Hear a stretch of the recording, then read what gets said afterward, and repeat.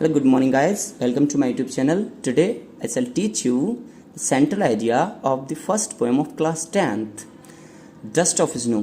ठीक है, आज मैं आपको डस्ट ऑफ स्नो का सेंट्रल आइडिया बताने जा रहा हूँ. ठीक, बिना देर किए स्टार्ट करते हैं.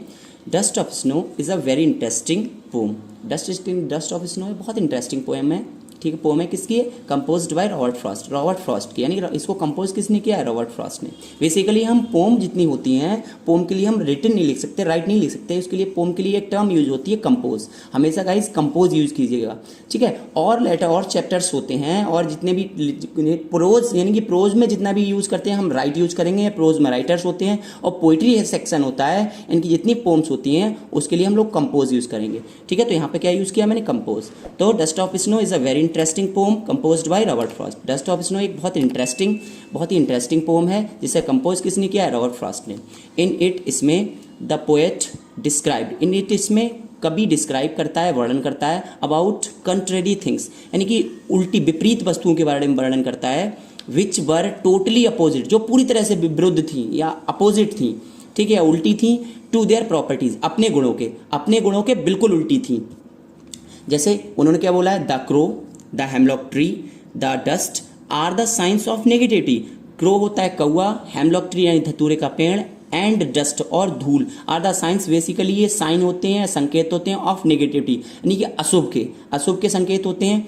दैट क्या बोला उसने फिर? That make the people think, ये लोगों को सोचने पे मजबूर करते हैं. दैट की समथिंग रॉन्ग, कुछ भी गलत, रॉन्ग यानी कुछ भी अशुभ, इज गोइंग टू हैपन, कुछ भी अशुभ होने वाला है. मतलब ये चीजें ऐसे सिंबल्स होते हैं, संकेत होते हैं, जिससे लोगों को ये सोचने पे मजबूर होते हैं लोग कि इनको मिलने के बाद या इनके कॉन्टेक्ट में आने के बाद कुछ भी अशुभ होने वाला है. लिखा है वन डे द पोएट, एक दिन कवि वॉज अपसेट, बहुत दुखी था. ठीक, कवि बहुत ज्यादा दुखी था.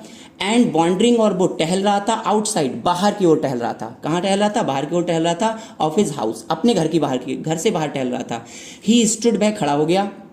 अब कहाँ खड़ा हो गया? अंडर अ हेमलॉक ट्री, एक धतूरे के पेड़ के नीचे खड़ा हो जाता है. बहुत ज़्यादा दुखी होता है, वो बाहर टहल रहा होता है. बेसिकली व्यक्ति को ज़्यादा दुखी होता है तो मन अपना शांत करने के लिए या दुखी पल को मतलब किसी चीज़ से बचने के लिए तो व्यक्ति बाहर निकल जाता है. तो ऐसे ही पोएट क्या होता है? बाहर निकल जाता है और एक हेमलॉक ट्री यानी कि धतूरे के पेड़ के नीचे खड़ा हो जाता है आके. जस्ट देन, तब तुरंत, अक्रो एक कौआ, विच मीन्स जो, यहाँ पे गाइस मैंने लिख दिया है कौए के लिए यूज हुआ है जो. बहुत सिटिंग, जो बैठा हुआ था, ऑन द ट्री, उसी धतूरे के पेड़ पर बैठा हुआ था. शुक, वो हिला देता है. एंड मतलब वो शुक मतलब वो कौआ हिलता है. And snow fell on the poet, और स्नो मीन्स जो बर्फ होती है धतूरे के पेड़ पर जमी हुई, वो क्या हो जाती है? गिर जाती है, कवि के ऊपर गिर जाती है, यानी पोएट के ऊपर गिर जाती है. विच, जिसने, ये विच यूज हुआ है किसके लिए यूज हुआ है? ये स्नो के लिए यूज हुआ है विच. तो विच मीन्स जिसने, यानी कि बर्फ ने, मेड हिम हैप्पी, यानी कि जिसने क्या कर दिया उसे? कवि को खुश हो जाता है, यानी कवि को खुश कर दिया. जैसे ही बर्फ उसके ऊपर स्नो पार्टिकल्स गिरते हैं और उससे जो पोएट होता है वो बहुत ज़्यादा सैड होता है, वो एकदम खुश हो जाता है. क्लियर? दस मीन्स इस प्रकार.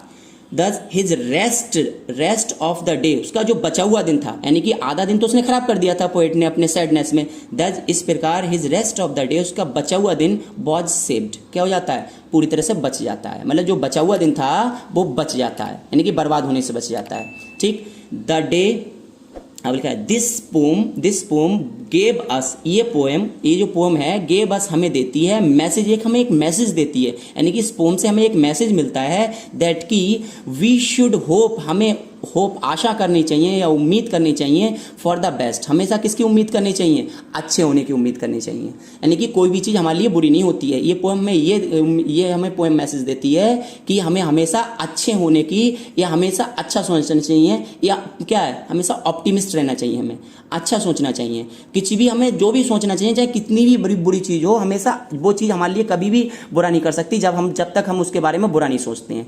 क्लियर? आई थिंक आपको समझ में आ गया होगा. ठीक है, ऐसी और इन्फॉर्मेशन के लिए मेरे चैनल को सब्सक्राइब कीजिए. Thank you.